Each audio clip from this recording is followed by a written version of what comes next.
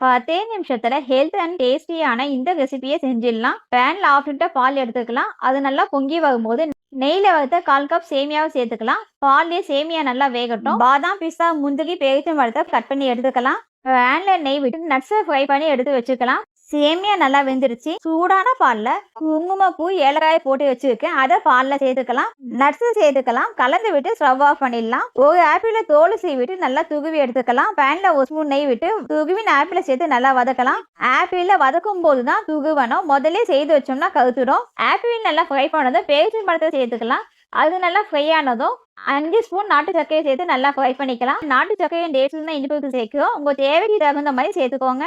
Fry பண்ண apple மிக்சிங்கில் பாலை சேர்த்து நல்லா கலந்து விட்டுக்கலாம். நட்ஸும் அண்ட் டேட்ஸும் சேர்த்து பரிமாறலாம். டேஸ்டியான ஹெல்த்தியான ஆப்பிள் கீ ரெடி. இந்த கீயை வார்மாவும் சாப்பிடலாம், ஃப்ரிட்ஜில் வச்சு சில் பண்ணியே சாப்பிடலாம். ஈஸியாக சமைக்கலாம், டேஸ்ட்டாக சாப்பிடலாம்.